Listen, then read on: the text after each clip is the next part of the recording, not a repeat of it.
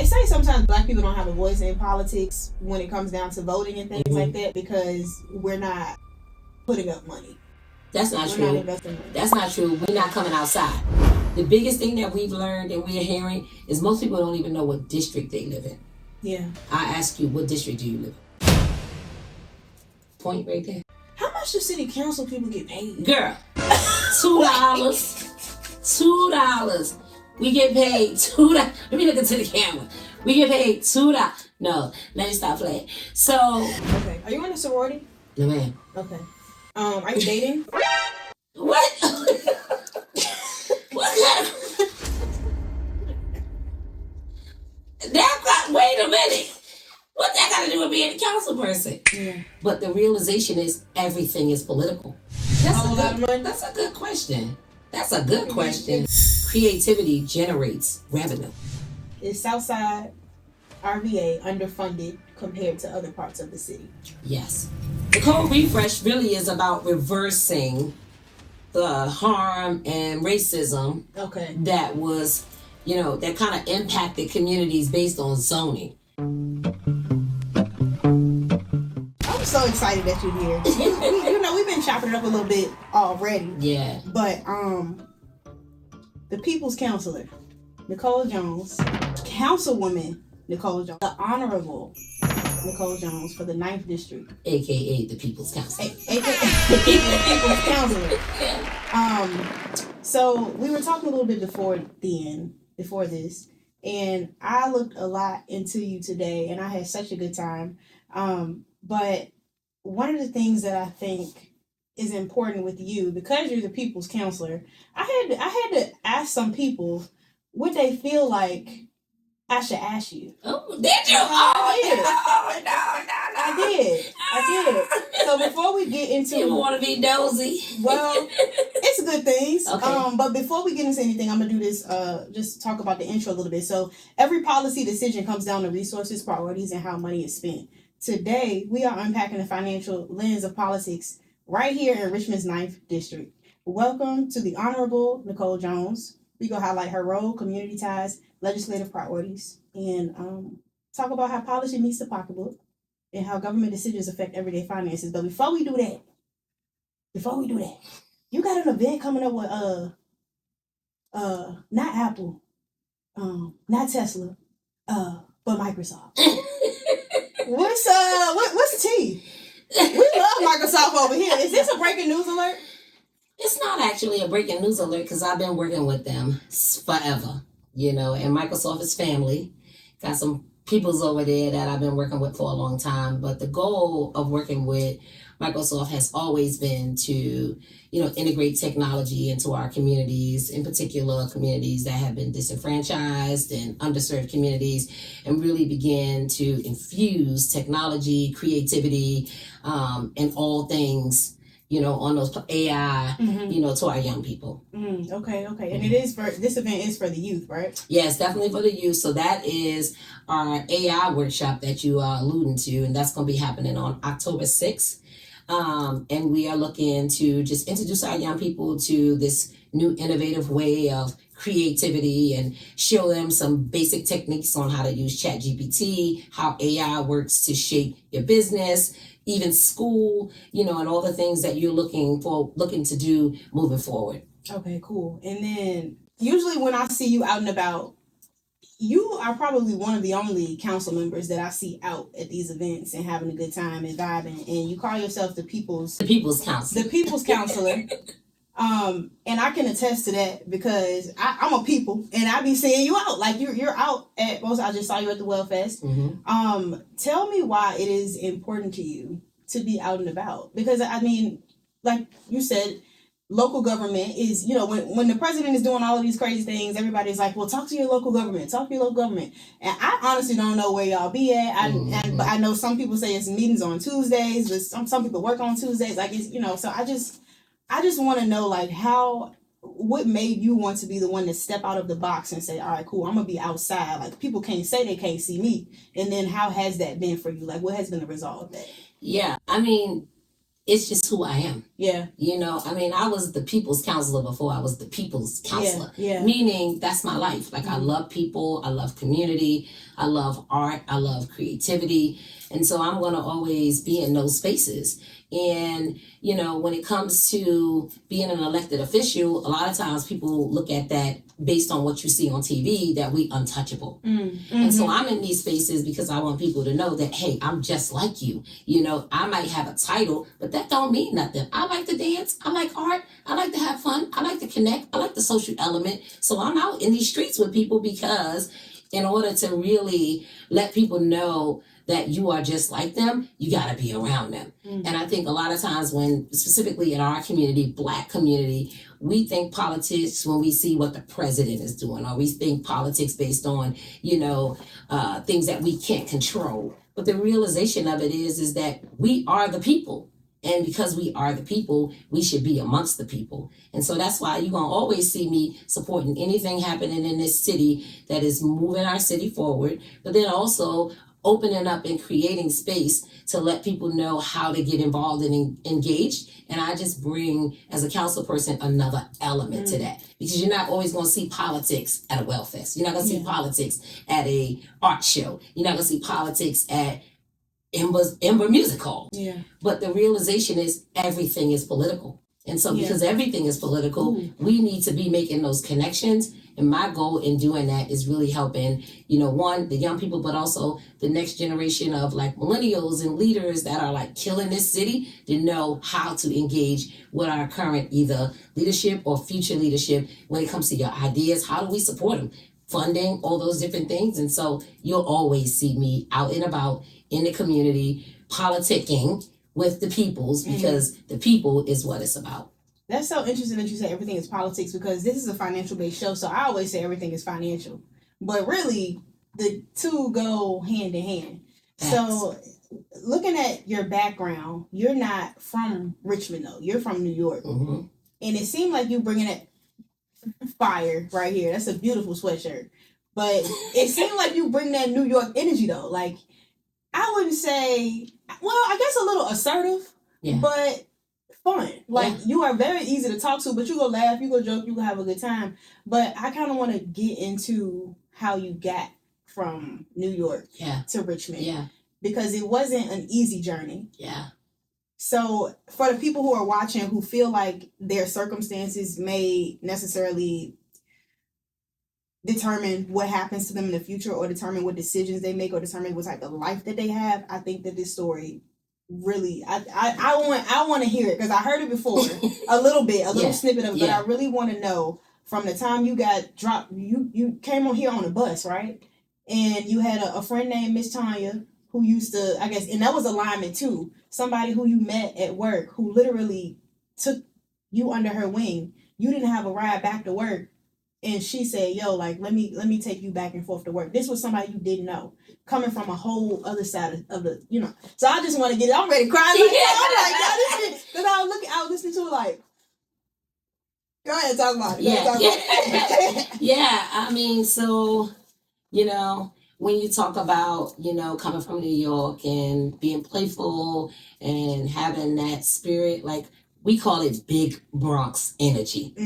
So I'm from the Bronx, New York, and grew up in Harlem, was raised in Harlem, was raised around a lot of creatives, a lot of folks that were, even though what we call today innovation, these folks were innovative because they were getting money and they were using their money to do things within the community without any blueprint. They were just building, whether that was from record companies, whether that was from laundromats, whether that was from, you know, building, you know, community programs. So that's the vibe that I've been on. And I've been, you know, in this and around this for over 40 years. Y'all some hustlers too, because I'm telling my age. Yeah. We are definitely some hustlers, but it's a hustler mentality from an era that was about you take care of the people that take care of you.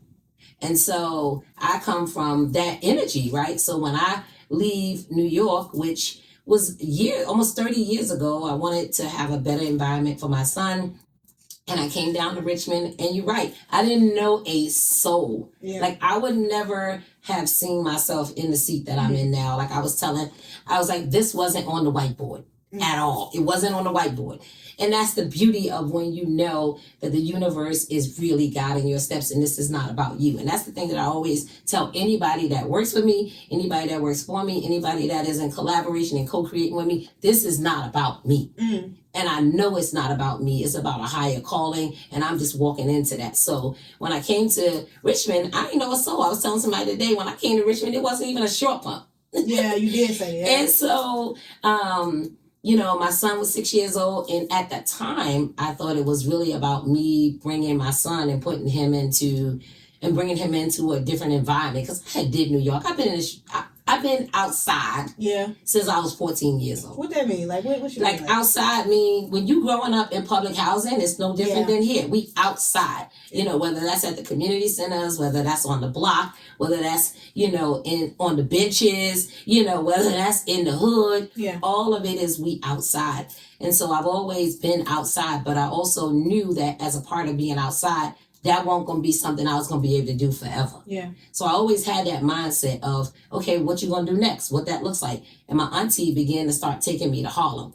And it was when she started taking me to Harlem that I began to see all of these people making so much money. It wasn't wealth, but it was a lot of money.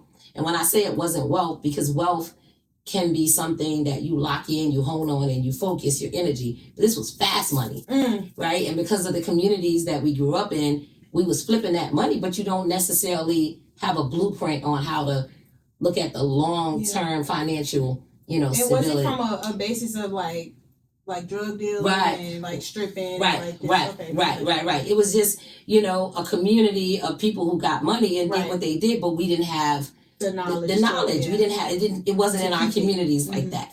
So when I decided that I seen all that, I have been doing all that from the music industry to the film industry, to just the hip hop industry, like all of it. I was like, I done did my thing. I'm good. And I was ready to move. And so that's when I decided that I wanted to bring my son to grow up in a different environment. And a friend of mine that lived in Richmond, I was like, oh, I'm gonna come and visit.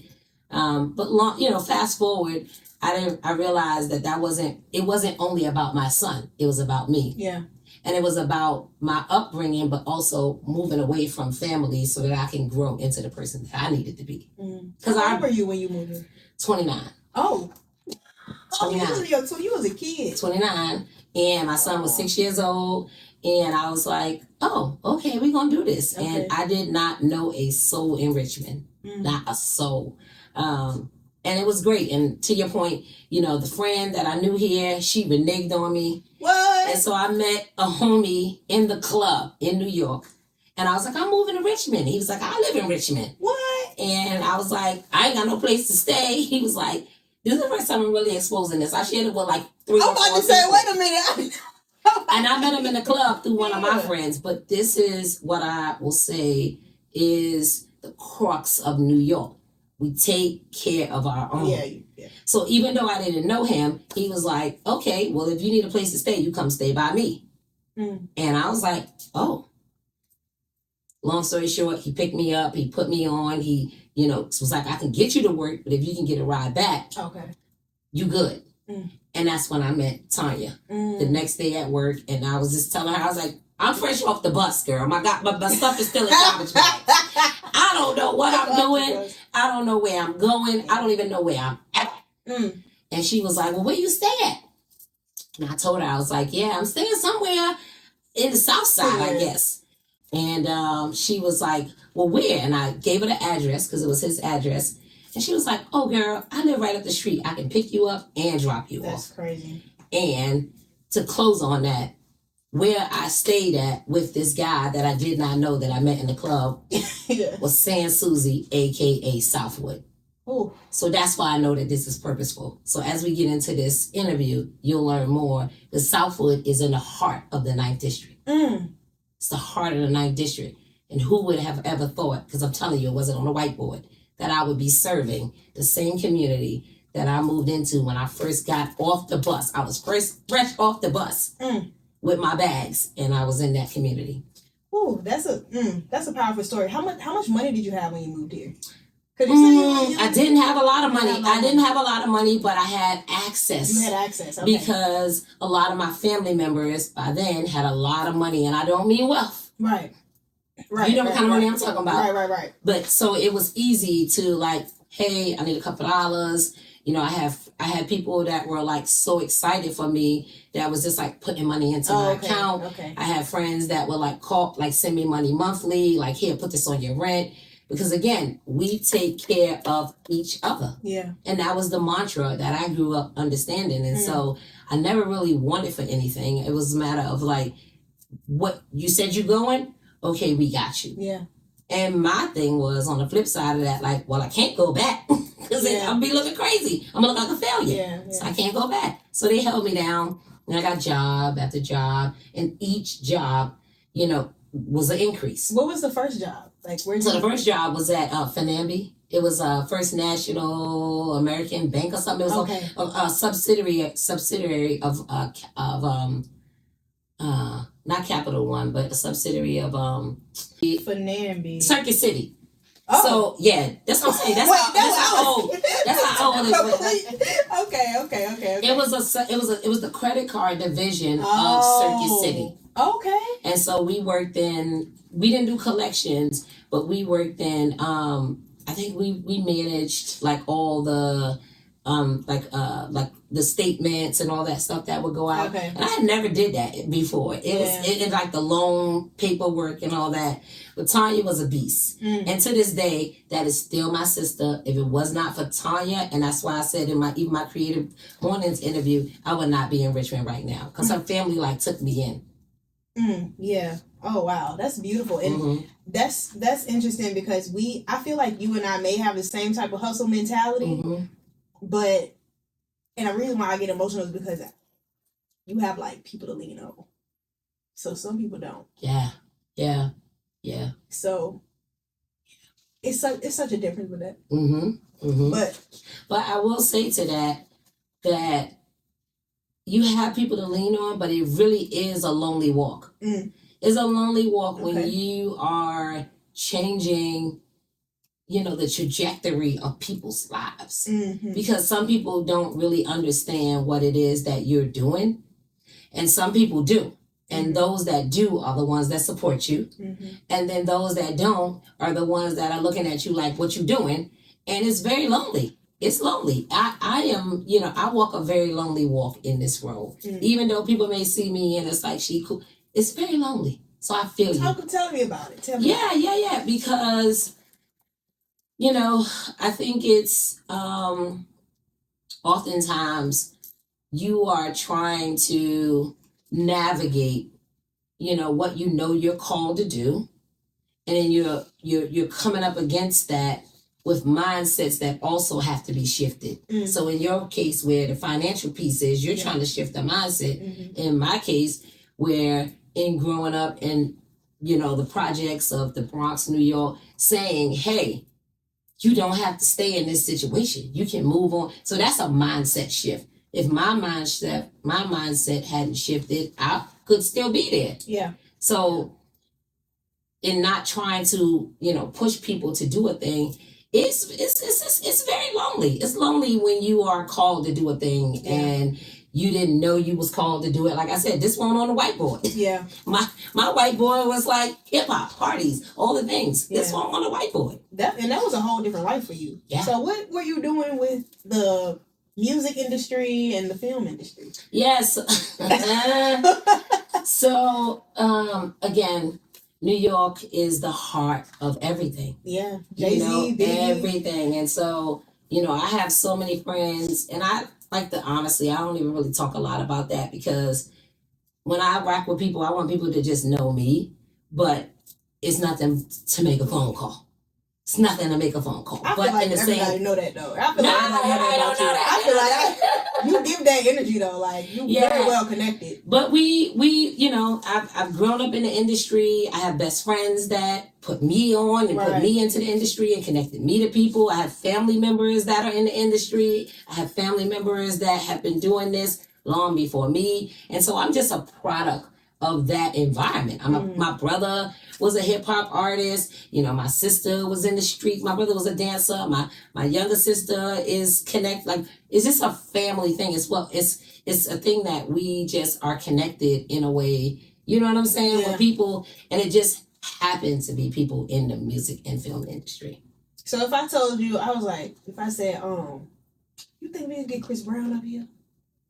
Well, he's from Virginia. You think you could use that little phone you get? Well, here's the thing. I'm gonna tell you a little thing about me. Okay, straight up. So he might be from Virginia, but right. I am a type of person, and my liaison can tell you, I don't take no for an answer. Ooh. Because back to the point about the people's counselor. Yeah. You might be an artist, but you just like me. You got money, but you just like me. Yeah. And so I think you don't get starstruck. So no, never. And I think a lot of times we see that stuff and we think people are untouchable, but the realization of it is they're just like you. And that's why you see certain artists responding in DMs. When you reach out, they'll respond because they just like us and they love people connecting to them. So no, I'm not starstruck and I don't believe in no. So if I reach out and you don't respond, I'm reaching out again. And those are the things that I try to encourage our young people to do and really think about. It's like, don't just, I called, they didn't respond. Call again. I sent them a message, they call again. Email again. Because I don't believe in no. And anybody that could tell you, when I used to be at my old job, they had a song every time I come in the door, they used to be like, I'm a hustler. I'm a hustler. Yeah. It was like, that was my theme song. But that's because they know I'm not taking no for an answer. Ooh, okay. Not for my young people. I'm not taking no for an answer. So, yeah. And every time I see you out, one of the things that you first said to me when we first met was, I'm holding this seat for y'all. This is for y'all. So, and when you said that, as a person who is, I'm kind of doing my own thing in this world. I'm from Richmond, but I haven't been outside. Yeah. I had a very sheltered childhood, registered nurse. So like I worked 12 hours almost every day for like I just found out. I was like, what? A nurse? Okay. Right, yeah, I don't know. It's unbelievable. But I won't outside because I was at work all the time. When I went to work, I was tired. So literally this podcast has put me out in front of people. And I'm trying to learn how. So that you being my first experience with a council member outside was a little different for me. And it was, especially since the news is very negative towards you guys. I was not expecting you to be as personable as you were. Tell me about that. Like with how is it kind of breaking down that barrier and that stereotype? Because I don't really see nobody else. Do your counterparts? Are they like, bro, what are you doing? Not bro. I'm sorry. I said the other day. I'm sorry. I'm the honorable councilman. But no, I think my counterparts, they know who I am. They know so that what it is. I'm a people person. They know that I believe, the heartbeat of the community is the people. Yeah. And they know that for me, in order to know that, I gotta be amongst the people. Yeah. Like, how would I know that the heartbeat of the community is the people when I'm not outside? Yeah. So, but does anybody come at you crazy, like because of something that they heard on the news about something that may be going on in the night district? Because I do feel like it's a lot of trolls on the internet. Oh yeah, absolutely. No, I haven't really had experiences like that. Okay. But I also haven't seen no headlines. No. I mean, during the campaign, it was crazy. It's crazy. Yeah. But I think a lot of it is that people know me. And the fact that they know me, like, again, this ain't my first rodeo, right? I've been engaged and involved in nonprofit work and working with organizations throughout the city for years. And whether it was as a volunteer, whether it was on staff, whether it was me helping people, they know me, so they know that this is a part of who I am. And I don't really get a lot of backlash from being outside, and I'm hoping that I'm encouraging people to feel comfortable with being outside because, again, for me, how do I sit in this seat and say that I'm making decisions for a community that I'm not even outside with? And I think when you mentioned about me saying, I'm holding this seat for y'all, yeah, it is. I'm holding space. Because I don't plan on doing this for 25 years. You're not a career politician? No, ma'am. And so in that, I gotta be outside seeing what people doing and how do we create spaces for those who want to be in this seat. Again, it's breaking down barriers. Again, it's breaking down stereotypes of what a elected official could look like, should look like, how you should carry yourself, what you should wear. You're not gonna see me in suits and all that. Yeah, I'm coming up in there with Ugg boots and a motorcycle jacket. I mean, you be fly like I'm just keeping it real because we are in a time where people need to be able to relate. And if I can't relate to you, how would I know you for me? And that's something that I felt like I learned growing up back home, that it was like, you can never be too big for your people.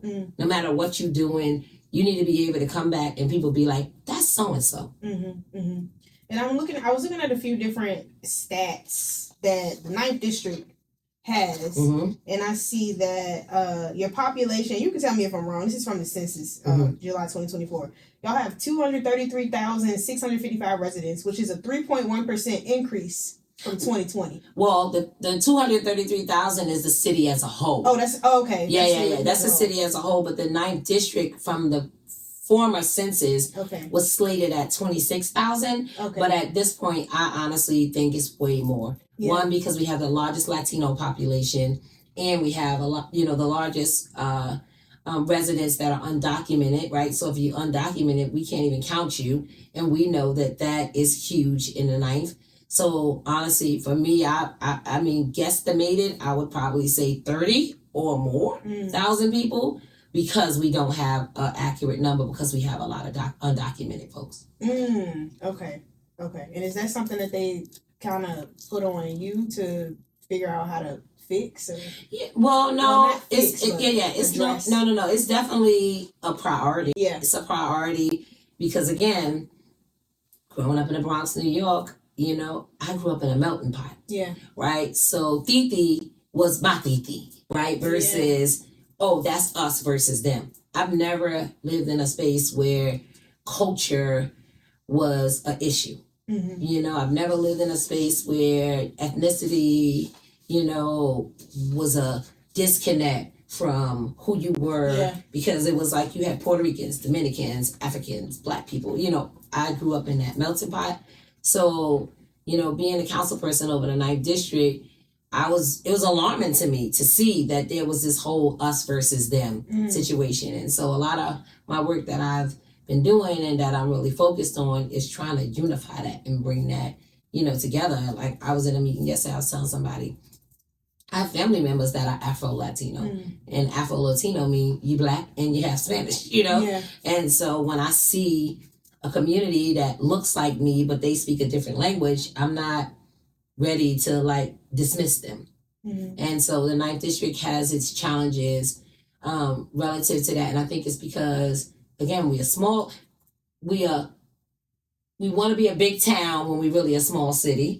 And so a lot of times the things that we need to focus on, we don't have capacity to focus on. Whereas in a big city like New York, we can address those. We can address different populations and handle them so that everybody can be seen. Here is a little bit more of a challenge. I see a lot of the Latinos working though. Latinos out here getting bread. They getting money. They getting on the construction sites. As construction. Cleaning, housing. They getting bread out here. And unfortunately, that's the thing that we don't look at, right? They are part of society. Yeah. They are part of this economic fabric and what they're doing, and we don't look at that. And they still pay taxes too, right? And they pay taxes, absolutely. The ones that, the ones that are not getting paid at the table. And then I'm looking too at the cost of rent. Median gross rent is $1,314 per month. Over 55% of neighborhoods are now unaffordable, even for dual income households, highlighting affordability stress. So I know you said you had an affordable housing meeting today. Is that something that the council has addressed? And because I don't even know how to fix it. I know I've invested in real estate and it was a good time to flip back during COVID. Now the interest rates are high. Yeah. Well, I guess they're leveling out, but the cost of the houses are also high. Yeah. Usually when the interest rates go up, the price of houses go down and vice versa. So the interest rate thing, what the Federal Reserve is doing is not working. No. So I guess I'm wondering from your perspective and from in your meeting, what is the I guess solution? Yeah, I don't necessarily know if it's a solution. But what I know is that we have to be intentional, in what affordable housing looks like, what that means, in terms of how we define it. And as I was, in the meeting today, just really understanding, affordability, but then also area medium income, right? Yeah. So that is based on what the salary of people make, what the household makes. We don't control that.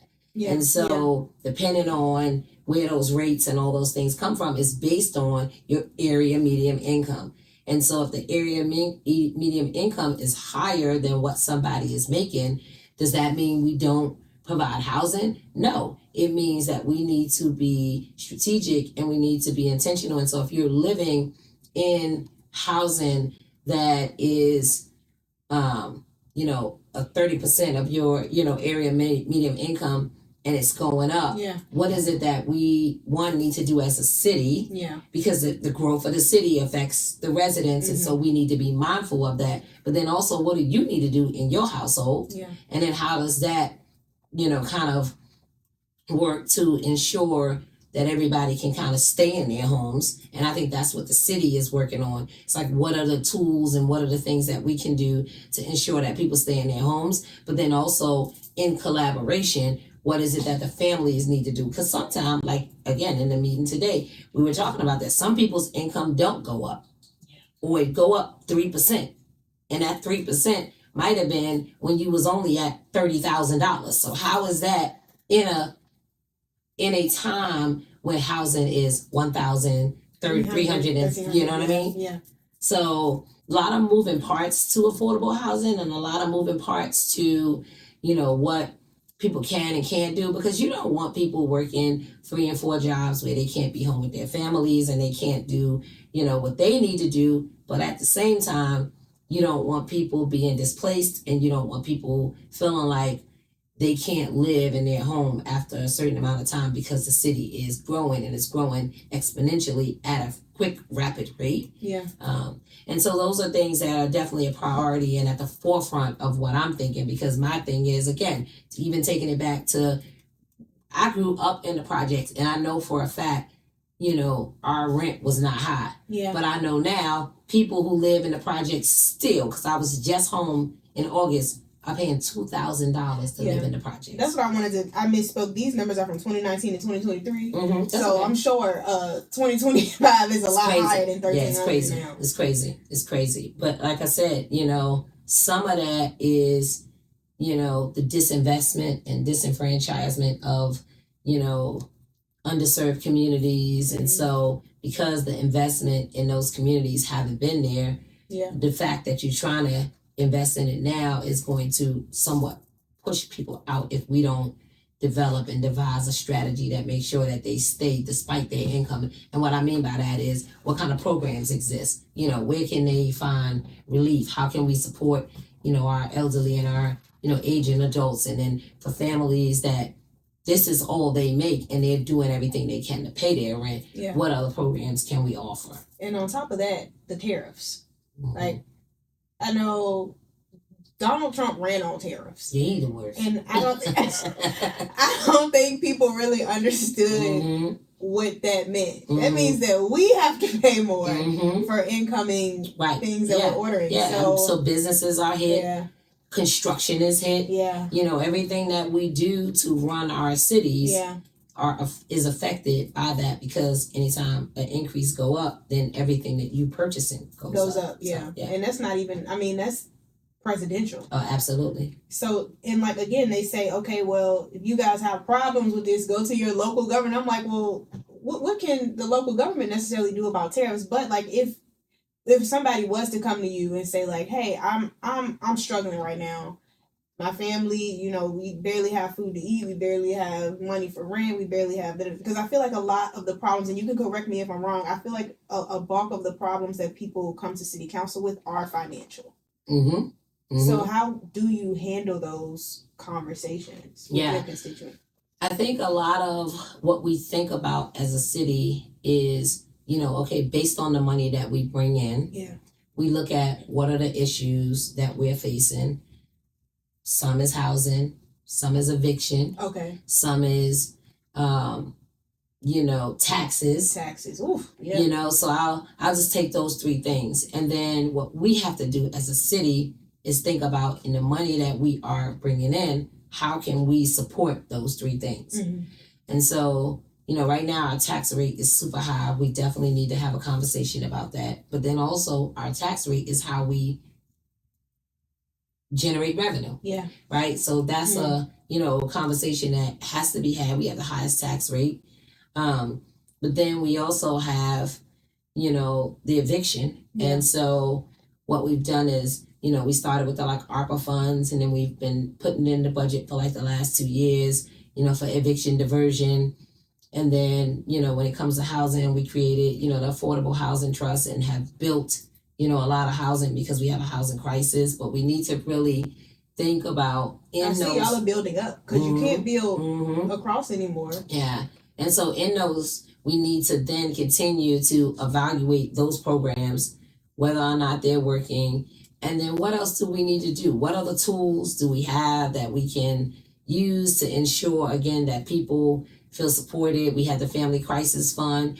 But at the same time, I don't always, a crisis to some is not, a crisis to others. Mm-hmm. And so we need to really be thinking about less about crisis, but how more are we supporting our residents of the city of Richmond? Yeah. And so that's what I'm always thinking about when we are looking at how do we, kind of put out funding or money, how do we support people, but also is it sustainable, right? Because if it's a fund and it's being depleted quickly every time because people are experiencing, then that's not sustainable. Yeah. So we need to think about sustainable models to support the residents. How do you think, how is Danny Abula with all this? Are you guys...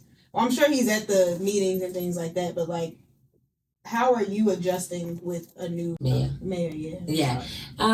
It's been good, For me, my thing is always, I step into a space to co-create, period.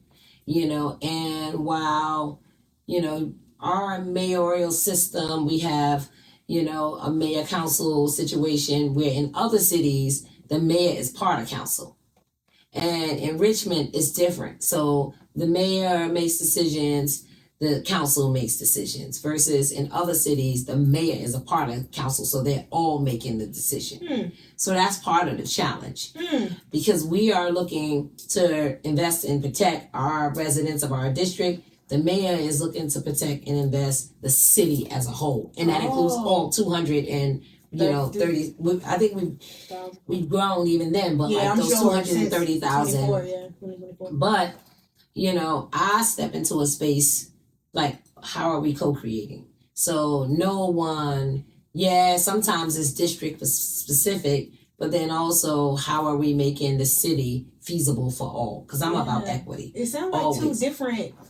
I don't want to say motive, but it sounds like two different priorities. The mayor's priorities 9 times out of 10 is a priority that is going to be reflective of the city that they're running. And then similar to council, I ran on, clean and safe neighborhoods, our school system, social justice,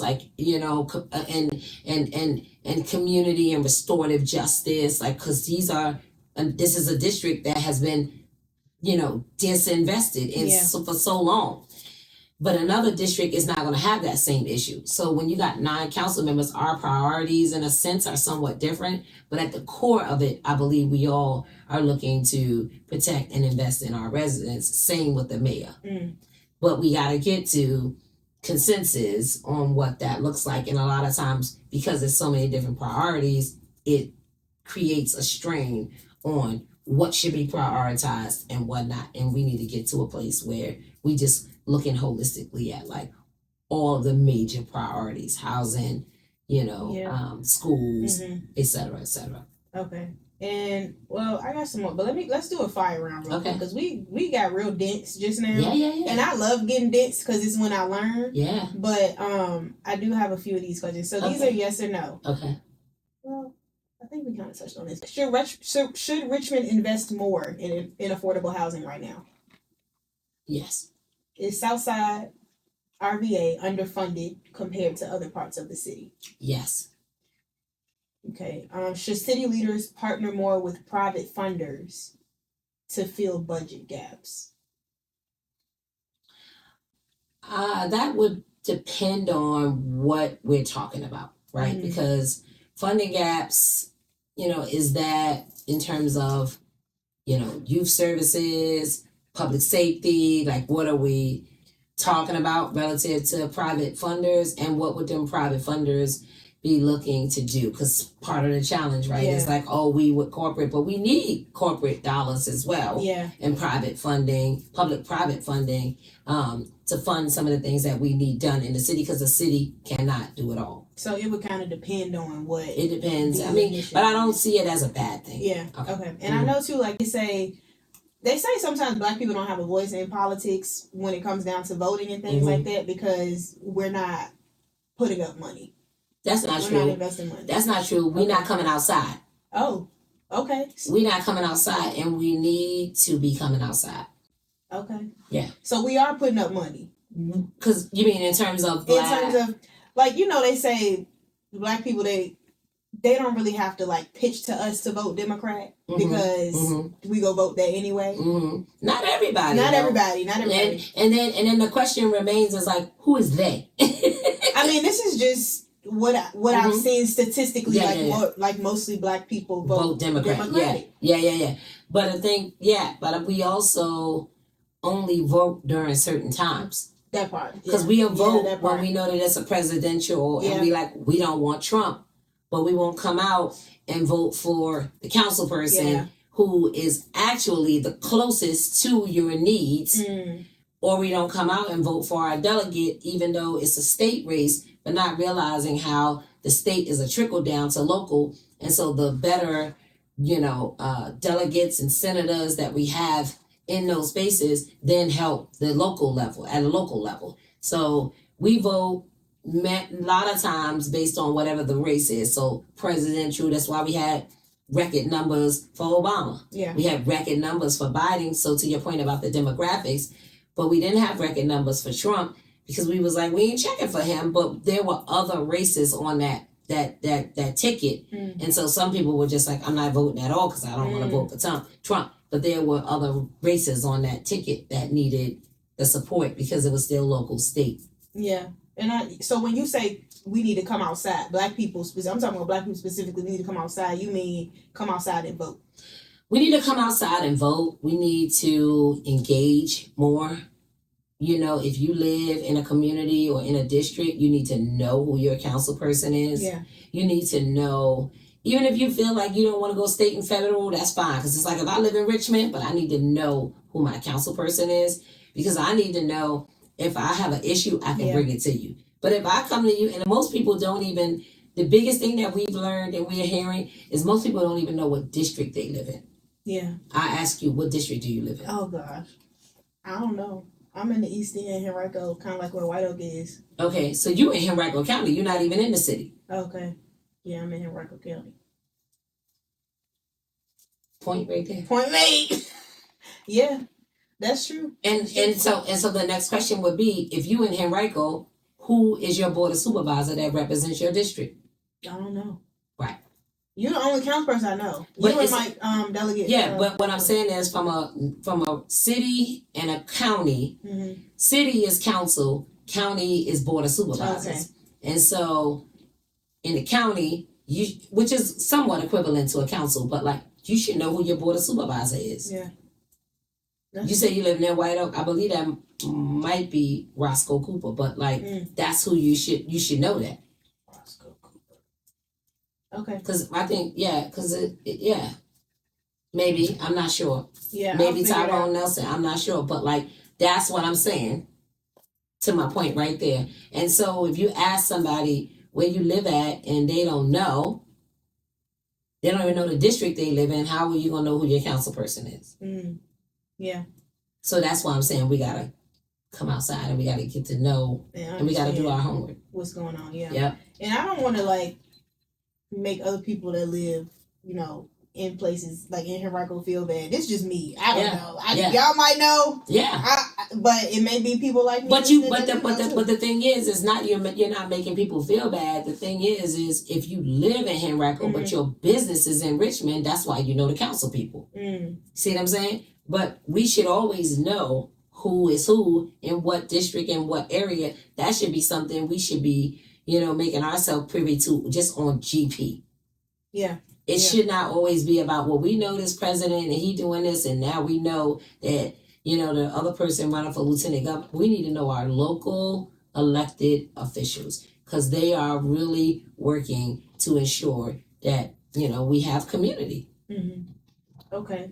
Can fundraising from the community make a real difference in closing funding gaps? In what capacity? For campaigns, or are you talking about projects? Like, what do you mean? I'm thinking, I guess both. I know fundraising can help with campaigns, but I'm thinking more so like different programs. Because I see or I don't know if this would even fit into the council or government, but like I'm around a lot of creatives and in Richmond, it's a lot of bartering. It's not a lot of like people around that are actively looking to fund you. Yeah. So I guess I'm wondering more for like programs. Yeah. So for programs, well, one of the things that I will say is that, having worked for a creative organization for a long time, and being an elected official, you get to really see, Art 180. Form a role, but like we get to see the gaps, to your point, right? And in those conversations, whether it's with the Public Art Commission, the Advisory Commission, we have to look at how creatives are shaping our city. When you go to different countries, everything is about creatives. Yeah. And so because it's about creatives, they don't have to run around and be like, can you do this for me and I do this for you? A lot of times the city is the one that is leading those charges. When I say lead it, meaning the city is a part of it. I didn't know that. And you look at certain cities, certain art events and different things are within their budget. It's in their budget. And so we have to, as we continue to build as creatives and do the work that we're doing in Richmond, we have to ensure that the city is behind it. So that's one of the things that I've personally been championing, which is why you see me post a lot of events on my page, is to, one, let people know that I'm with you as a creative, but I see you also as this, elected official, and understand how the city should be supporting these type of events because of creativity generates revenue. It generates revenue. And whether we are building the Allianz Amphitheater, what is that? Art. Right? Artists are coming in, that's art. So it might not always be visual or digital art, but we are building and investing in the arts in a way that can be much bigger and better, and we need to focus our energy on that. And so the bartering that happens between artists, and whether it's the city or whether it's artist to artist or whether it's artist to nonprofit, there needs to be a real understanding around creativity and how to scale, right, as a part of our economy. And so that's something that I'm working on. Okay. That's what's up, because a lot of creatives tune into this as well, so I think people would be there. Shout out to the creatives all day, every day, because I'm a creative to my soul, and I'm like, that is what we need more of. That's one of the biggest things, because I know, like, I don't necessarily know who to reach out to here except for other creatives. But I know when I reached out to somebody in New York when I was flipping houses, I had a hard money lender that funded me. I literally just called him and I was like, yo, I got this live podcast coming up. Would you like to sponsor? Like, we'll put your ad. And he was like, yeah, how much? It's fine, I'll send it to you. I said $500. He was like, yeah, that's fine. Yeah. That's when I knew I ain't asked for enough money, when he answered that quick. But here, it's like if I'm asking somebody who is, I'll just be very frank. Like, it's another creative. I don't necessarily know who to speak to, like, above to ask. Yeah. But as another creative, they want to know analytics, stats when you reach into, you know.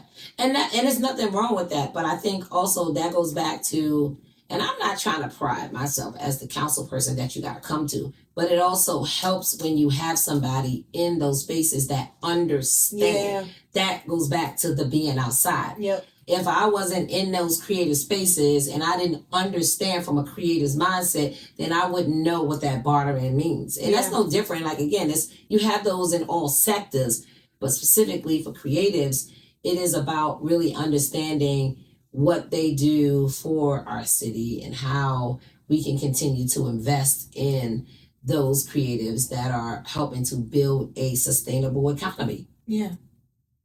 Yeah, and that's where I'm at, because I had to go back to work. Like, I've been pouring a lot of resources into this. I ended up making some money off of a house flip that I did, and I was very blessed to be able to sit back and say, what would I do if I didn't have to worry about money? Right. And I literally just had that conversation with God, and God, like, in this, like I was saying, this just came about. Right. This place that I'm renting out for not a lot of money. Right. Shout out to Venture X, and he was like, just tell people stories. That's like, it. You know, and I enjoy it. And other people enjoy it. And at first it was a hobby. Now it's turning more into a business. Yeah. Because I put so much money into it. As it should. So then it's like, should I, as a creative, go back to work or keep creating? Well, here's the thing. I mean, I think, with all creatives, the goal is to sustain your business, but you also got to be realistic. Yeah. And it could be a both and. It can be a both and where you are building your business, but you need to support yourself financially. And so you're working. Yeah. Like, you don't have to stay there. You can give yourself a goal or set a timeline of like, okay, I'm going to work for this amount of time and then I'm going to go full, or I'm going to go full and I'm not going to work and I'm going to trust the process and trust that everything that I'm doing. But in the building stages and really trying to get your stuff off the ground, it does take a little time. And so we need revenue, and we can't, it's no different again than running a city. You can't run a city on no revenue. You can't run your household on no revenue. So, I think just thinking about it from that perspective of like, I need to support myself financially, but I know I don't want to work a job, but in the interim, in the meantime, in between time, what do I need to be doing? Okay. And it's 6:30, so I want to be respectful of your time. Oh, we can go. Okay, all right. Mm-hmm.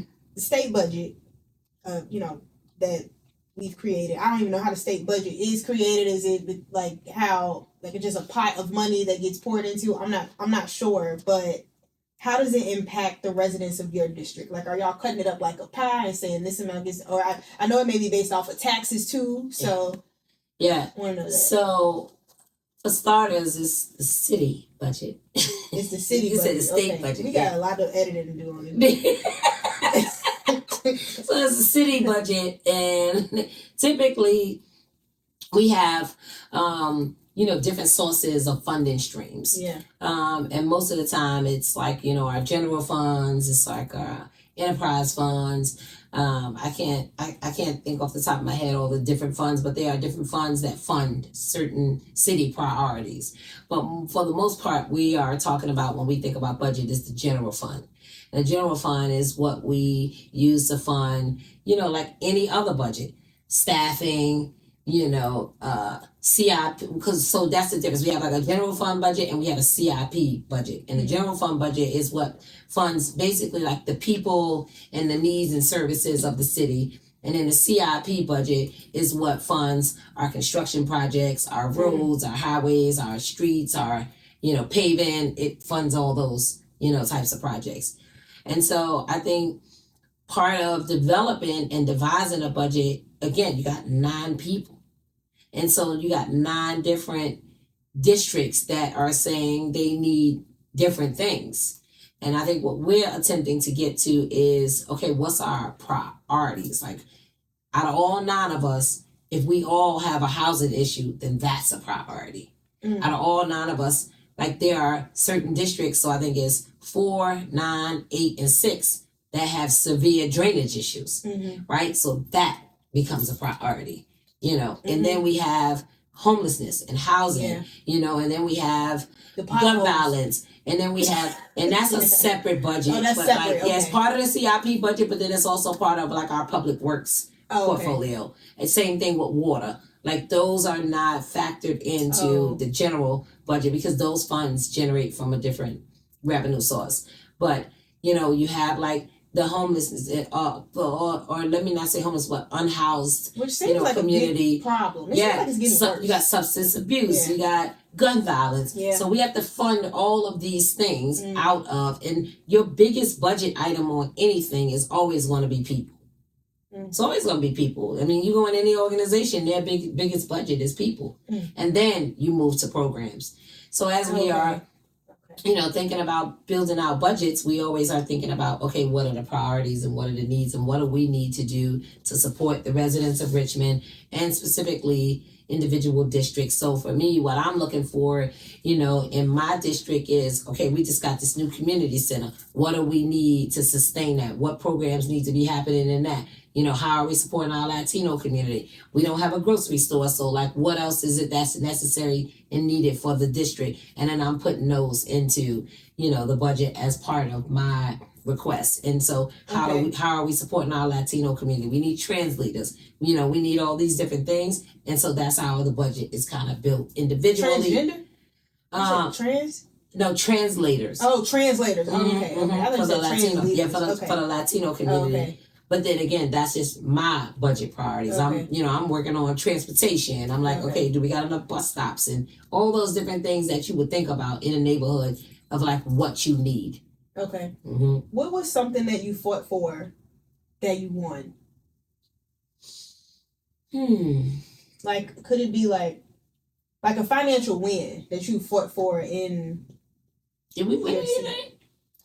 I mean, we could say Southside Community Center. Well, I can't because that wasn't on my work. That wasn't on my watch. Like Southside Community, I would say Southside Community Center was a win for the community. But it wasn't while I was council member. That had been in the works for years, almost going back to council people. But I will say those things take so long. They take so long. But I will say, I think I can't really. What I would say is that when it comes to a financial win, I think the win is not always money. Okay. I think the win is not always money. I think sometimes the win is, I didn't think about that. I heard you. I'm going to make that different. Okay. Because a lot of times we do attribute everything to money, but it's not always about money. So for me, a win is when someone understands the needs of a community and say, I'm going to do everything I can to do something different. Okay. So how has the Southside Community Center's impact been? It's amazing. I mean, they hitting. How they say in the streets, they doing numbers. For real, they doing numbers. They doing numbers, and you know, a lot of young people over there. They coming over there, you know, taking classes, playing sports. You know, we host our monthly town halls over there, and then whenever I need to have a meeting, we use the space. There are a lot of outside entities using the space. It's the biggest investment in the 9th district. You know, I say that all the time, other than schools. Yeah. And so it is becoming, you know, a hub in the community and a pillar in the community to support folks, you know, when we didn't have that. But we're going to bring some real dope things there as well. Okay. Yeah. Okay. And then what's code refresh? What's the purpose of code refresh? So the code refresh is just what it sounds like, a refresh of the code of Virginia. Okay. That in communities, when these communities were built, a lot of communities were built, how can I say this nicely? But like the code refresh, honestly. We can get real. The code refresh really is about reversing the harm and racism that was, you know, that kind of impacted communities based on zoning. Because the code refresh is about zoning. So I'll give an example. Like the code refresh is about zoning. And I'll give an example about that. So my district, the 9th district, we are in what's called a B3 zoning. And the B3 zoning is where you have all your tire shops, strip clubs, all kinds of things. But then you might have, a R7 zoning someplace else that's like residential. So the B3 is business, B is business, R is residential. And a lot of areas that were developed back in the days when they developed them were developed for people based on demographics. Yeah. And so when like you think the redlining and and so when you think about B3 zoning, where you just putting shops and things that aren't going to benefit people, you've been doing that forever. And so now it's like, okay, we need to really look at this code, because as the communities are growing, how are they benefiting from what was created? And so that's what the Code Fresh is really focusing on. It sounds like reparations, kind of. No, I wouldn't really call it reparations, but I do think it's, in areas where you, like some areas where it was zoned for people to not build density, where it was zoned for people to not build more on the land that they wanted. And people were just like, yeah, we're going to vote for that. And now it's like, well, what is going in a knife should be no different to go in another district. Whereas like for the like thinking about it beforehand, it was more like, we just going to put it all in the knife. We're going to put all that mess over there in the knife, or put it on the 8th. And other areas that we see around our city have been looking really nice. Got all the stores, got all the retail, right? But we got all, and it's not bad stuff, because these people are a part of these businesses are a part of our community, but I can't walk to a coffee shop. Yeah. Okay. And so that's what it is. So the refresh is about realigning, and really thinking about what needs to go in neighborhoods and looking at the neighborhoods. But it's a mess. It's going to be a mess. It's going to be a mess because we waited so long to do it. Yeah. And a lot of the city is built up. And so a lot of people are like, oh, no, we don't want that change. So it's going to be a challenge.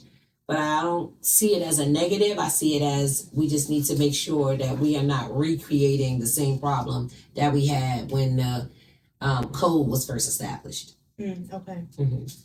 That's interesting. This is a question that my friend asked me to ask you. Okay. So I was like, interesting. Ask the question. Well, that was it. That was it. Yeah. Okay. But that's a good question, and I think more people need to be asking about the code refresh. Is that something that you brought up, or was it something that somebody else? That's a city initiative, because at every certain amount of years they got to go in and look at the plans and see if they're still working, and then be like, oh, okay, this plan ain't working. We need to kind of go in here and revise or upgrade, or like the master plan, like the 300. A lot of housing that's happening is saying it aligns with the Richmond 300, which is the master plan for the city of how it needs to grow, what the areas need to look like.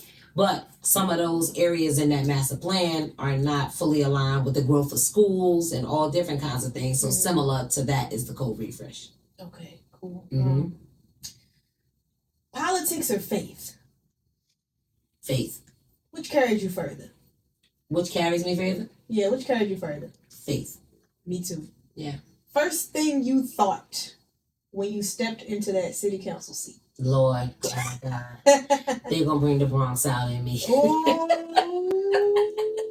Okay. If every dollar you raised was laid out in $1 bills, how long would the runway be?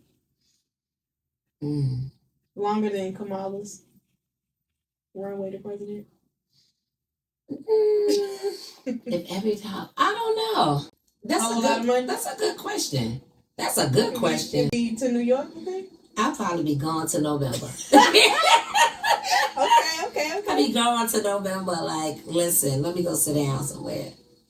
Has it ever been a time you completely misspoke in public? I misspeak all the time. I don't know about if I would call it a misspoke, because I think that everything I say, because it's not rehearsed, is authentically me, but I'm human. So I can mess up and say something. I can be in my feelings and be responding because I'm emotional about it, and it wasn't a good way to say it or respond to it. But like, I don't try not to misspeak. And honestly, I don't really, even if people watch me on council, I don't do a lot of talking because I'm behind the scenes. I don't need to. You're doing the work. Yeah, I don't need to like be live in action for you to think that I'm doing something. You just gonna see it's happening. Okay. Last time you felt like politics was just too much. Like, all right. Yesterday. I mean, no, I'm just kidding. I think the time I felt like it was too much was during my campaign. It was a lot. It drained me. It took a lot out of me because, I was on school board for 3 years and then, in running, I just didn't realize the culture of politics in Richmond and how ugly it could get and how, people will say things about you and lie about you and. But is that Richmond or is that? I mean, it's politics as a whole. Yeah. But for me, it was something that I had never experienced, and I guess I assumed that because people knew me, that they knew that things that were said about me weren't true. But when I started seeing people like pulling back and saying they won't go support me, it was hurtful. Wow. It was really hurtful because I knew that the things was being said about me wasn't true. So it was really hurtful. Wow. Yeah, it was hurtful. You can just put lies out on TV. Oh yeah, we just be lying. We just be. Now we. I'm saying folks be lying out here. They be lying. Yeah. And it was hurtful. That was hurtful. But we overcame. We kept it pushing. And, we prevailed. And now. But when you have that attack, like, how do you retaliate? Do you say something else bad back? Or no, because everybody kept telling me, don't say anything. And so I didn't say anything. But what I realized, and this is the lesson that I learned, that the more silent you are, the more people amp the lies up. And so a lot of times the advice will be, don't say anything, but then that gives a person a runway to keep lying. Keep going, yeah. So, they're like, she didn't address it, so it must be true. Mm-hmm. Yeah. So that was, a hard thing for me, especially somebody who considers themselves, an advocate for justice and equity. So it's like, I'm being unjust and I can't even speak up. But yeah, so it's good. It's crazy. Okay. Mm-hmm. All right, 180. Do you feel like getting into that at all? Because I know you. First of all, I looked at the website and I was like, "Wow, why didn't I know about this?" You were championing them a while ago, and I'm like, "Wow, as a creative, other creatives." I told you I don't really have a lot of people around me in my tight circle that understand. So I'm like, that would be something cool to do. So I guess I'm wondering. You were, very passionate about it, and now you've kind of stepped back. So just wondering why you stepped back. Yeah. It was changes in the organization, for the better. Okay. And I wish them nothing but the best. Okay. And I know that they're going to do dope work. And my focus now is Embody, EMBODHI. Oh. And that is the work that I will be doing in the creative space as well as the business space. And we keeping it moving. Okay. I love it. I love it. How can we support you? What do you have coming up? How can people contact you? Let us know all the things. So for the council role, my thing is really trying to see what's needed in the city and continue to be on the front line of all of these creatives that are like stepping into the city and bringing their dope energy, and how can I get behind that? And so I think, like as an investor or with the just from a city perspective. And just really helping bring the city along with the growth of our creative industry. And I also, as a council person, am really looking to do a lot of things in the 9th District. Like our next month, we'll be hosting a youth town hall. Everybody knows young people is my passion. Anything that I do, it's about young people. And we'll be having some things coming on the forefront that if folks are looking to offer their time, talent, and energy to our young people. And it's a way, like it's not, I don't look at it as a barter system, but it's a way to get in front of or an opportunity to work with young people and bring what you do, but then also how do we translate that, into something for the artists as well. So looking to do a lot of that work, and I'll be launching my own consultant agency coming up real soon to support, those same and similar ventures. I think the support that I'm looking for is just let me know, right? Like what you got going on and how I can help, but at the same time supporting me by, letting people know that I'm here. Yeah. I think that to me is the support that I am always looking for, because again, we can't grow our community when we don't even know who's in it. And I think being a council person, again, as I mentioned earlier, is something that most people don't even, it's not on their radar in a way of like, well, what could a council person do for me? Or why would I invite a council person to my thing? But I think that's because a lot of times politics is so much about look at me, when really I'm not even coming or rocking with people as a look at me. I'm there more as an observer. Yeah, y'all seem a bit untouchable, like I said. Yeah, and that's what I'm saying, and that's not the role that I want people to have. Yeah. Especially if I'm trying to like educate, if I'm trying to bring people closer, and I'll just close with this. Like I said, like for me, I'm always around young people. Always, like that is my thing, and I feel like my liaison is young. I feel like everybody that I touch, when you look at my relationship with Troy and just different people, is because I want to see y'all got next. And I think a lot of times people present untouchable because we don't want to open up that space of thinking somebody gonna take our slot. Yeah. And when I said it's not about me, I'm not concerned with nobody taking my slot, because I know that it's not about me. Okay. And when you worried about somebody taking your slot, you're going to protect it at all costs. Yeah. But when you're not worried, then you're going to be out here and you're going to be, figuring out what you need to do to help build the next generation of leaders. And that's what my role is. My role is about building and helping the next 2 generations. I used to say 3, but the next 2 generations of leaders. Yeah. So y'all's era and then the young people behind you. Because if you're untouchable, how is somebody 13, 14 going to see somebody like me and think that they could do this? Yeah. And that's where I am constantly, that's why you see me out. That's why you see me in these spaces. That's why you see me talking to young people and helping them understand it's a both and. Like, and it seems like a lot of women on the council. Yeah. Which is interesting because they say, some people didn't vote for Kamala because she's a woman. Yeah. And I think a lot of I could see that. But I also don't think they voted for her because she was a black woman. Yeah. And in trying to move these communities forward, right, that's not the goal of many people. Yeah. And a lot of, like I said, a lot of this holding space is an opportunity to equip our black community in a way to understand how much power they actually have. Because I'm a firm believer that we have everything we need already. So even when you say, I have to go back to work, and I'm doing this and I'm putting all the money, don't be discouraged. Yeah. Don't be discouraged. I think even doing that, the thing is like knowing, but I'm still, I have everything that I need. I gotta still be positioned. Yeah.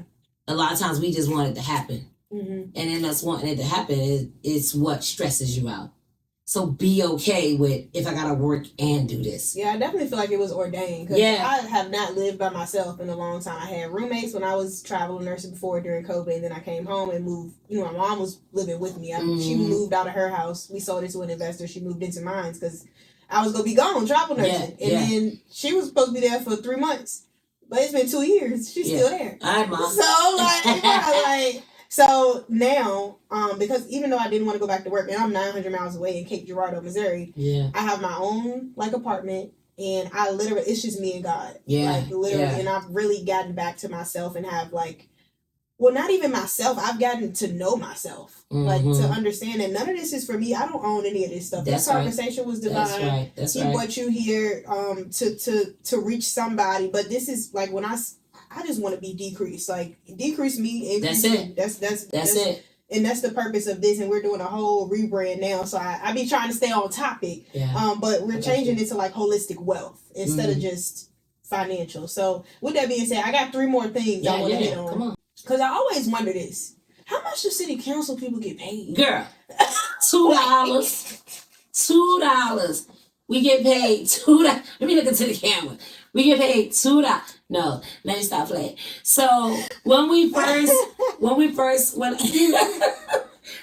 council, I believe, get paid $20,000. When I first came on council, we got paid $20,000, and then we just got an increase. I believe it's to $40,000. Okay. Well, I mean, and so you have to do something else. 45,000, something like that. Yeah, you have to do something else, but you also gotta want to do this. You gotta, yeah.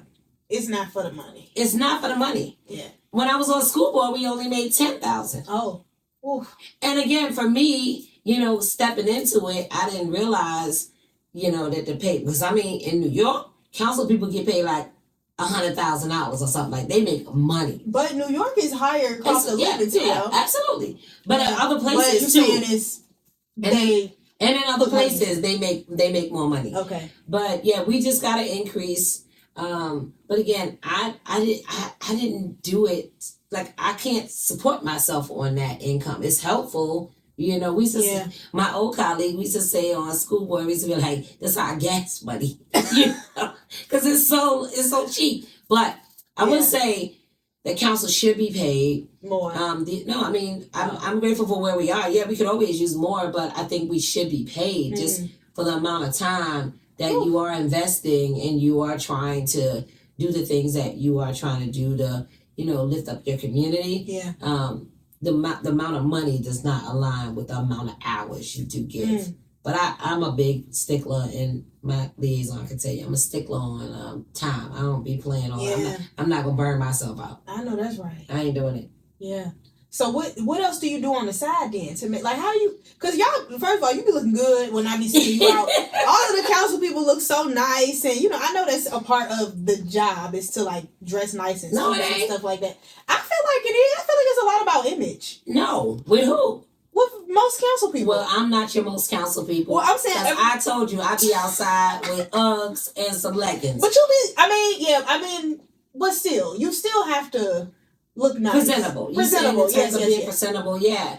I mean, I try not to lean into, again, like, I'm the council person. Right. But I'm also am very cognizant of, like, what I might wear to the cookout, I ain't gonna wear to the council meeting. I feel you on that.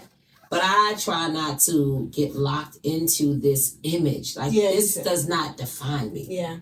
It's not who I am. It's a part of who I am. It's one third of, like, me. And so if I'm focused on, like, I don't like the code switching. So it's like, if I got a code switch today and be the council person, and then code switch tomorrow and be Nicole, and then code switch tomorrow and be the business person, it's just like, I try to be, what is the word? Like, well-rounded, in a sense of, like, I can exist in all spaces and still be me. Okay. Are you in a sorority? No, ma'am. Okay. Are you dating? What? What? Wait a minute. What that got to do with being a council person? This is a financial-based podcast. But your finance ain't got nothing to do with dating. Finance and politics. Because you bring those things into a relationship, a healthy relationship. That is true. That is true. And you're a person. Like, you're a full person. So, yes, we see Councilmember Nicole Jones. But, like, you ain't bad looking. So, I mean, we gotta... It's still... I'm going to say no. Okay. No. They not in the DMs. Like, I know you're a council person, but, like, people don't be in there. Like, it's like, hey, I like that, the budget that you put together. But that shirt you had on, I right. That's enough. That's enough. Okay, all right. Okay. No, not dating. Okay. Last thing I want to ask about family. How foundationally? Yeah. They back in New York. No, ma'am. Are they here? Oh, no, ma'am. Wait. So Okay. So my mom and my sisters are in Richmond. Okay. We just moved my mom to Richmond in October. So they followed you. Pretty much. But my mom been a community activist for over 50 years. My mom had been active in the community since I was a little girl. And she was the one who taught us about community. She ran the community centers. So we would always have talent shows and all those things. My little dance group would be practicing in my house. And she has always been a community pillar for over 50 years. Wow. She also has worked with a number of politicians in New York. And she's always, worked with them on their campaigns, helped them, kind of with their like strategic vision. So I think that's where I get a lot of my community stuff from. I'm a little different than her in how I work, but I know for sure my mom is definitely part of who I am today. Yeah. And in my family, we just always been, like my mom definitely raised us on community. So I like to say a lot of times, a lot of our friends that was staying with us back in the days, you would never even really realize that we was dealing with homelessness back in the 80s and the 90s. Because people would come and stay and they wouldn't leave. But that was because they really didn't have nowhere to go. And so my mom always opened up our house for that. So we always had people staying with us. We always had people in and out. How many rooms did y'all have now? Child, 3 bedrooms in the projects, if 2, maybe. And then, but it was always a space of like, so many people came out of the things that my mom gave to the community. So like, some of the top DJs in New York were the DJs that my mom put on when they, when she did her talent shows. Some of the top, people who, kind of came out of our community and did big things was because my mom was the one who was like really. What's your mama name? Her name Rita Jones, but she, and so she has always. Silent sniper. She ain't outside like she's a, if you know, you know. No, she always been outside. But she's been doing it for so long. And so finally last year we moved her down here. And she over there acting like she running her apartment complex. Yes, she thinks she the talent coordinator and all that over there. And we be like, go sit down. But and then my 2 sisters who are like really dope. My younger sister, her name is Ty. She's from New York. Check out her brand. It's Resilient Rebel. She does clothing, smell, personal life coaching. And she's down here. So she's been doing her thing. Her brand is blowing up. And then my sister Robin, she also is another entrepreneur. She's in IT and she does her thing. She has a business. So we all have kind of like fell into that. And then my brother, who was like one of the most famous electric boogie dancers in New York. He's in like the Museum of Hall of Fame up there, whatever. Like, so my mom really has always like kept us in those spaces of like creativity and like community. And so it's what I feel like has shaped me. Again, everybody takes on kind of like a persona of their parent, but then you make it your own. So I'm a little different than her. Fell from the same tree though. True, absolutely. Yeah, I love that. Okay. Hey, look, this has been an amazing episode. I'm actually changing the name of my podcast to More Than Money. Ooh. Instead of Conversations. I like that. Yeah. But that's dope. Because Conversations Unearthed, people be like, what are you talking about? We unearthing, we conversing, and then I say financial, they be like, where'd that come from? So, thank you so much for being here and sharing your time. And you definitely got to come back. And leave the people with one quote before we shut it down. Leave the people with one quote that been getting you through it. One quote. Let me pull up my quotes. I don't even know how to. My isms. I ain't got nothing that come off the top of my head. I always be having a quote ism. That one what I wasn't ready for. One quote. I'll give you one. I'll give him one. You better get right before you get left. Yeah. I think my quote would be, stop running people up on a snag. What that mean? It means stop. Wait. Like, I know it's like snag and it go crazy, but like, Yeah, okay, I think it would be like stop running people up on a snag, and that's a term we use back home, meaning you fronting. Like stop running people up on a snag. Like, be you, be real. Stop telling people you're gonna do this for them when you know you can't. Oof. You know, stop running people up on a snag. Just keep it 100, and like at the end of the day, say what you can do and what you can't do. Stop running people up on a snag. I like that. All right. Well, listen, this has been the Honorable Councilmember Nicole Jones representing the 9th District. South Side, the best side. District, the best side. The People's Council Member.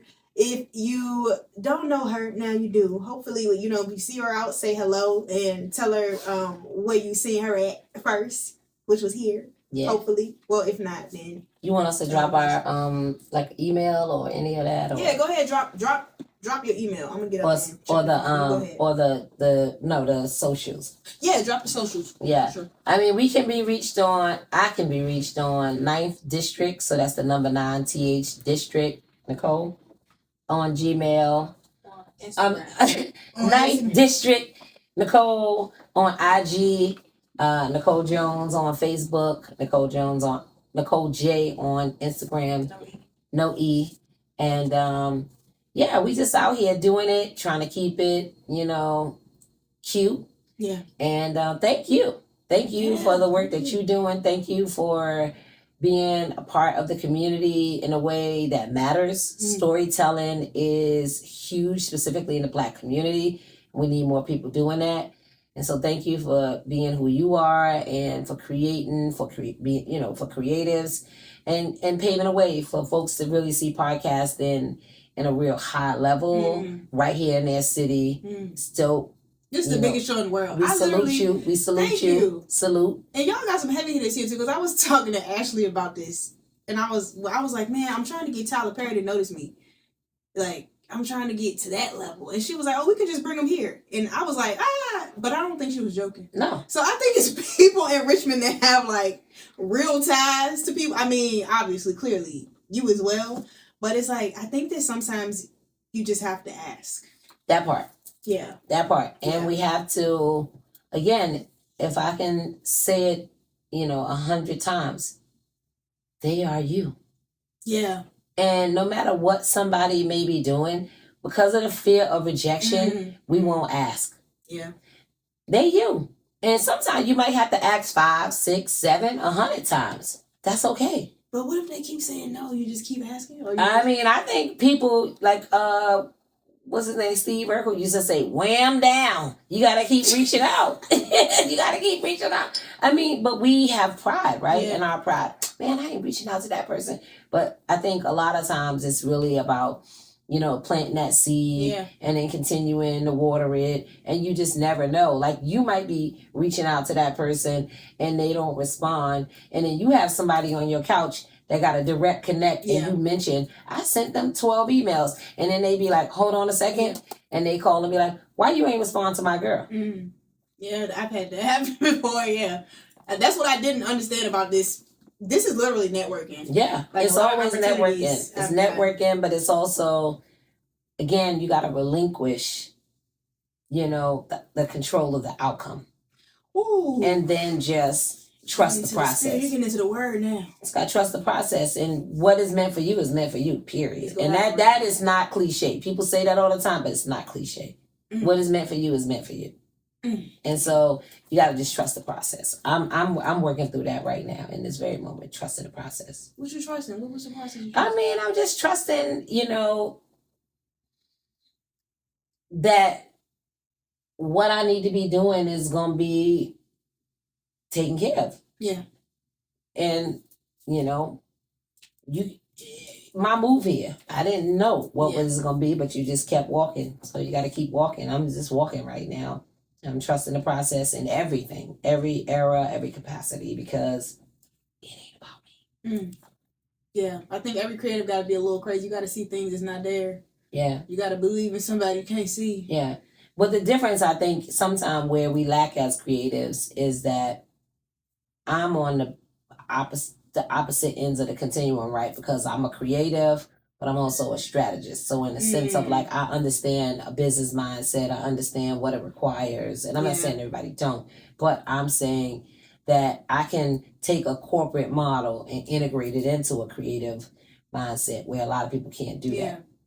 Because a lot of people only can focus on that creative way of doing a thing. That's why I'm a visionary. I'm a visionary, but I'm a visionary who understands also the foundational pieces, like the building blocks. And because it's hard being a visionary. I know we're supposed to rap, but it's hard being a visionary. And somebody said it best, because I'm like, why do I need this? Why do I need this plan? Da, da, da, da. And somebody was like, even religion needed a Bible. Yeah. You know, like people need a blueprint, because people can't really, like, you see your vision, but other people that part can't see the forecast. That part. And that's where we get jammed up as creatives. And we think social media is the teacher, and it's not. That microwave. Yeah, you got to do some work. Yeah. And so, you have to, and that's, a lot of it, like I said, from my mom, I'm self-taught. Like, I didn't go to school for anything that I did. I didn't go to school to learn how to be a politician. I didn't go to school. I got a degree in business. But I'll be honest, I couldn't tell you one thing from... What you learned. Where'd you go to school? I went to Strayer, but I can't remember. But I can't remember not one class. I mean, I'm not saying it's not in me, but I'm just saying it won't the driver. A lot of this was self-taught, and a lot of it was really being a good listener, following, not getting ahead of myself. And that's what we got to work with our young people on, having critical thinking skills, and, being able to know I don't know it all, and sit under some people with some wisdom. Yeah. It won't do nothing. Sit under some people with some wisdom, because it's going to take you far. It's going to take you far. Well, listen, my cup is full. I feel very full right now. Well, running over. I don't know who if you're still watching, make sure to look. I hope you took some notes, because this was a masterclass, and I think, like, seeing people in these high positions just being their authentic selves on these platforms, on this long form platform. Because I was on the local news a few times. Those interviews are 3 minutes. That's it. 3 minutes, and you gotta fight for the 3 minutes, because it's usually 2 minutes and 30 seconds. Yeah. So this a long form. I can see why people can appreciate seeing the full part. Like, open up your soul. It's okay. That's it. You may be speaking to somebody that needed to hear you. I think that conversation saved lives. Absolutely. Back in the ancient times and back in ancestral times, they used talk therapy. Nobody had no money for no therapist. Yeah. We sat down and we talked it through, and it was healing. It was healthy. It was what helped us make a decision. Yep. It was a level of building emotional intelligence. Yeah. Talk therapy is real. And that's somewhat what storytelling is. It's a form of healing and therapy. Okay. All right. Well, we're going to go ahead and wrap it up. Yeah, let's wrap it up, because I could be here all night. Listen, me too. That's why I was like, I keep having to, like, get myself together, because we could keep going, but that's why I say you gotta come back. But thank y'all so much for tuning in. Make sure to take care of yourself, take care of each other. Peace, blessings. Good night. Good night.